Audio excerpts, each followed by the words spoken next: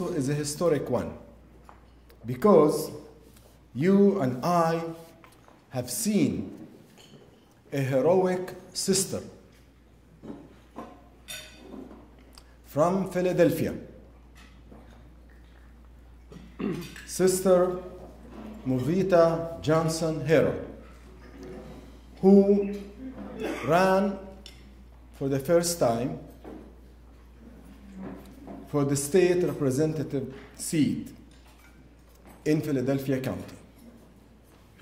A Muslim, African-American, hijabi.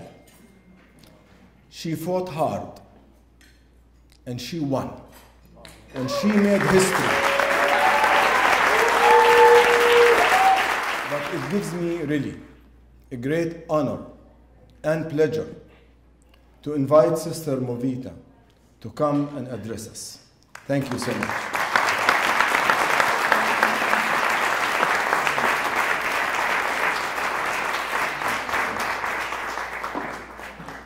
Assalamu alaikum. Alhamdulillah. Thank you so much for inviting me. I feel so honored to be here. Thank you for such a beautiful introduction. I want to thank Jacob Bender. Where are you, Jacob?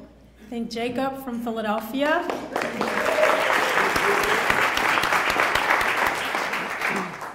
And I'm going to try and be brief.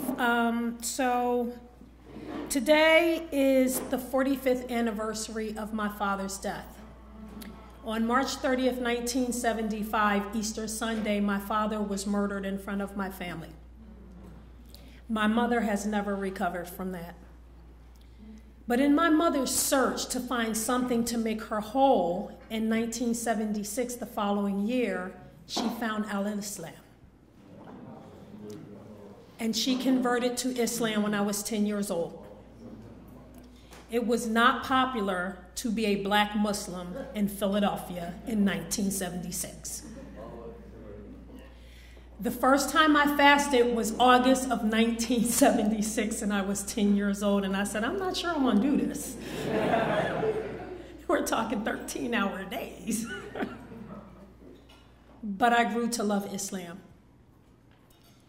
And we went on about the business of trying to live our lives, because back then there weren't services for families of color who lost someone to gun violence. And we attempted to go on as best as we could. And on July 1st, 1991, my only brother was murdered. So once again, my family was devastated by homicide.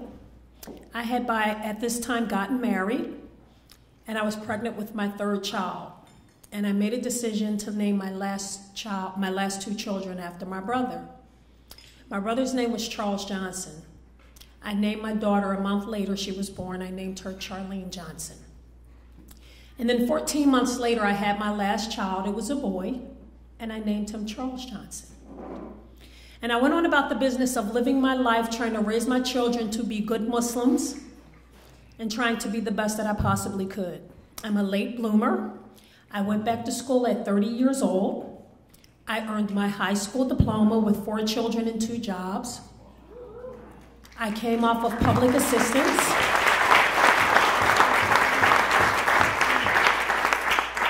I spent the next 7 years full-time in school. And in May of 2004, I graduated the University of Pennsylvania with 5 degrees.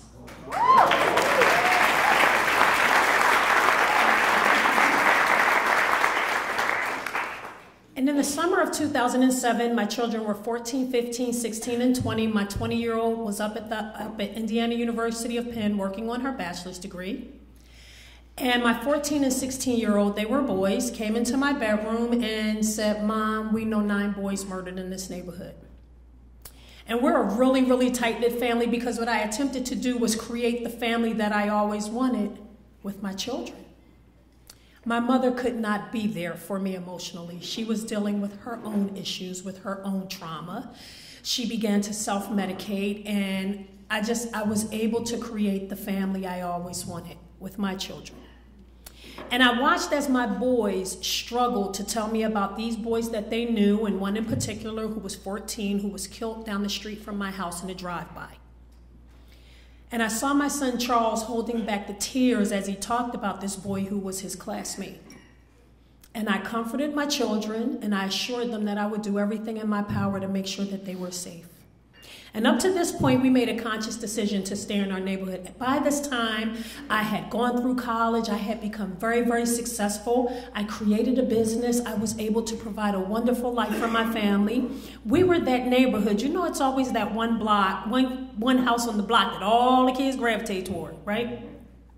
My sons fixed electronics and bikes. We rescued dogs. We kept juice boxes and fruit roll-ups in the house, and we were that house. I figured if I could keep the community safe, I could keep my children safe. We would rent 15-passenger vehicles and stuff kids in up to the rim and take them up to the beach and up to the Poconos. In many instances, this was a child's first experience with sand. We were that family. When my sons left my bedroom, I turned to my husband and I said, it's time to go. I said, my sons will not become statistics on the streets of Philadelphia. Less than 6 months later, I had the means. I packed my family up on January 15, 2008, and moved them to Delaware County, Lansdowne to be exact. It's a 20-block radius, dry town, you can't even buy a beer. Good thing for us. Everybody knows everybody's dog's name. For real. And we thought we were safe. And we went on about the business of living our life. And on January 12th, my son went to Germantown to pick up his sister to make sure she was safe. I had just bought my daughter her first car. It was a bargaining chip. I wanted her back in school full time. At this time, my children were 18, 19, and 20, and my oldest, who was 24 at the time, she was up at University of Maryland working on her master's degree. She has now just finished her PhD in psychology from the University of Maryland. She's about to complete. But the three children who were home were 18, 19, and 20, and they were all working in the family business full-time, and they were in and out of school part-time. And when you have children, you know, you go through those difficult teenage years, right? And I have this analogy that aliens come down around 11 or 12 and suck their brains out through their right ear, and they start turning into these people you can't stand. You always love them because they're your kid, right? But they turn into these people you can't stand with the mouth and the attitude and the slamming of the doors. But around 18 or 19, the aliens come back down and put their brains back in through their left ear, and all that stuff that you poured into them over their lifetime begins to shine through, and they start turning into the beautiful people that you formed. And that's where we were. We had been through those difficult teenage years. Everybody had come out on the other side. You know, I remember getting in my car that morning, and it was a 45-minute drive to work, and I never turned on my radio. I spoke with Allah the entire ride. And I thanked him for my life and where I came from and my successes, but my greatest success were my children, and everybody was right where they were supposed to be, and I was so happy. And I came home from work, and the three children who were home filed into my bedroom, and my son Charles stood by my bedside. Charlene sat on the bed, Dante sat in the chair, and I turned to my husband Yancey and I said, why are we having a family moment? And everybody laughed. And they started saying, well, Mom, when are we going? I'm telling you, we're so tight-knit, like we all work together. I created a business where my children could be so that I didn't have to spend additional time away from my children. So they're talking and they're laughing. They're like, when are we going on the next vacation? Because we like to do outlet shopping, right? And we rode past one coming down here, so we know it's here. But they were like, when are we going on the vacation? And, you know, we want to go shopping. We want to do this. We want to do that. And I'm looking at them. And I said it again. I said, why are we having a family moment? And they all laughed. And Allah whispered in my ear. He said, get off the bed and hug your children. And I got off the bed and I wrapped my arms around Charles. He was 6 feet tall, 190 pounds solid. And I kissed his neck and I said, Charles Johnson, do you know how much your mommy loves you? And he giggled like a little kid. And I went over to Charlene, and girls take a little longer, so the aliens had only brought a portion of her brain back. But I kissed her and I told her that I loved her, and I kissed my Dante and I told him that I loved him. And my husband and I were preparing to go out to some event because we've always been very civically engaged in our community. And I remember asking Charles to shovel the snow, and he never complained. He just shoveled the snow. And as we backed out of the driveway, I shot up a dua, Allah, please just make sure my kids are good, and I asked them not to leave the house. And when we came back home about 8:30, the house was quiet, all the kids were gone, and we laid down and I went to bed and I sat straight up at 10:30. And I called Charles' cell phone and it went to voicemail. And I called Charlene's cell phone and it went to voicemail. And I called Charlene's best friend and I said, tell her to get the car home or she'll never drive it again. It was a bargaining trip. And I laid back down. And the next time I got up, it was 11:20, my cell phone was ringing, and my children's pictures are programmed in my phone. So Dante's picture's on my phone, and I know something's wrong because my kids know I go to bed at 10 o'clock. So I answered the phone, and it sounds like my son's having a panic attack in the phone, and he's crying. And I said, Dante, I need you to breathe. Take a breath. And he blurted out, Mom, Chuck was shot. Chuck is Charles. And I sat up in the bed and my husband saying, what's wrong? What's wrong? And I blurted out, Charles was shot. And I just began making dua. I began making dua, and my son's crying in the phone, and he said, Mom, you gotta get to the hospital. He's in Einstein Hospital, he's in surgery. How my husband got me from Lansdowne, Delaware County to Einstein Hospital in 20 minutes, I don't know. But we got there and my son's in surgery. And after some time, a team of doctors come downstairs, and you know, when they come down there, they're trying to tell you all this wonderful stuff that they did, and it sounds like a Charlie Brown movie, like wah, wah, wah, wah. And I'm not comprehending, and I'm just saying over and over and over again, I want to see my son. Please take me to my son. I want to see my son. And at some point, the doctor said, Mrs. Harrell, your son didn't make it. And I'm thinking in the back of my mind, you got the wrong kid. I need to see this kid because it can't be my kid. My kid didn't do drugs. He didn't hang with kids with guns. You got the wrong kid. I said, please take me to see my son. And they said, we got to clean him up first. And after some time, they come downstairs and they get me and my husband and they take us upstairs to an all sterling silver room. In the middle of the room, on a slab, in a white body bag, zipped up to the neck, was my son. And they told me I couldn't touch my son because it was a homicide investigation. And I begged them. I wanted to kiss my son before his skin turned cold. Now, mind you, the whole time that my son was in surgery, I did not make dua for Allah to save my son. I made dua for the hands that were working on my son. And I made dua that whatever Allah had in store for me to be able to accept it. For Allah's qadr, for me to be able to accept it. I walked around the table that seemed to go on forever, and I got to my son's right ear, and I called the adhan, and I recited the Al-Fatiha, and I kissed his ice-cold neck, and I said, Charles Johnson, do you know how much your mommy loves you? And they zipped the bag. And on January 15, 2011, exactly 3 years to the day I left Philadelphia, I wrapped my son in a white sheet and I put him in the ground and I returned him to Allah. So I tell people, you cannot move away from this problem. My son was killed in a case of mistaken identity. 2 boys had a fight the day before over a girl, and they thought that my son was the boy coming back to retaliate. And they devastated my family. They devastated my family to the effect that my daughter immediately began to suffer with survivor's remorse. She blamed herself for her brother's murder because he came to pick her up. So through Allah's mercy, I don't even remember doing it. 3 months to the day my son died, I created the Charles Foundation.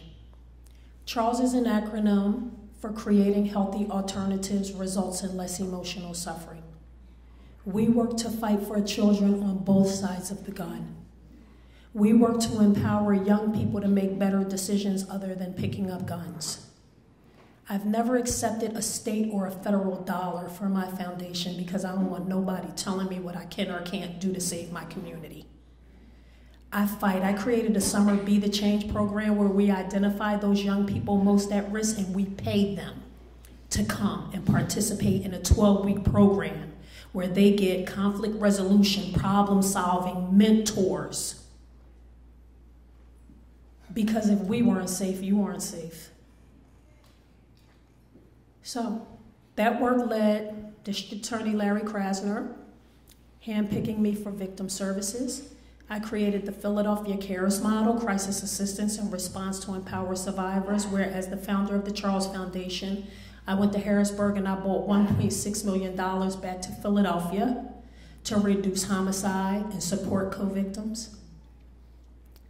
I then was not going to run for this seat. Oh, I do need to say, Allah's mercy. My son was engaged to be married. My son's girlfriend had gotten pregnant, and I was so upset. I said, Charles, you're a baby. What are you going to do with a baby? He was so in love with this baby. We found out when this girl was maybe 2 months pregnant. My son's only child was born 26 days after he died. My son had named this child. He named him Khalif. Khalif means successor. So my husband and I are now raising 2 8-year-olds because 5 weeks later, my daughter, who suffers with survivor's remorse, had a baby. This is the devastation. But here's the thing. I understand that the problem is bigger than the gun, right? The problem is education. The problem is jobs. It's community investment. It's economic opportunity. It's food deserts. It's housing scarcity. The problem is bigger than the gun. I never saw myself here. At 52 years old, I was supposed to have my doctorate. I'm supposed to be lecturing and traveling the country and writing books and making lots of money. But that was not Allah's plan for my life. In 2011, my son died January 13, 2011. In October 2011, my hero, my husband and I, made Hajj. And we did the extended Hajj. So we spent 30 days in Saudi Arabia and even went to Africa. And let me tell you about Allah's mercy in your deepest agony. To sit in the Prophet's mosque and not be able to catch my breath from the beauty and to feel the warmth of Allah's love around me. And to have women encompass me as a cocoon, speaking dialects I've never heard in my life. Kissing me and hugging me was amazing. So through your tragedy, Allah will give you triumph.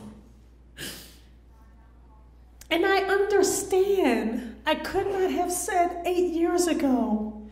I never asked why.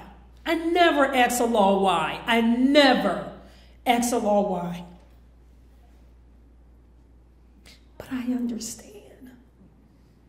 I understand that He was going to use my broken heart and my voice to represent are most marginalized. I knew that he was going to use my vigil as a hijabi woman to create change in spaces where I can speak for our communities and our issues, and I welcome the challenge because I've been through the fire. I've been through the fire.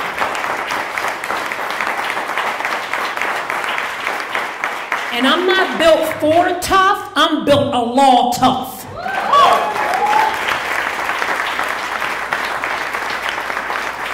And I will stand and I will make room at the table. We are no longer on the menu. We are at the table. And I will move over for the next sister and brother coming behind me. And I will make space because they will no longer ignore us. They will no longer criticize us. They will no longer discriminate against us.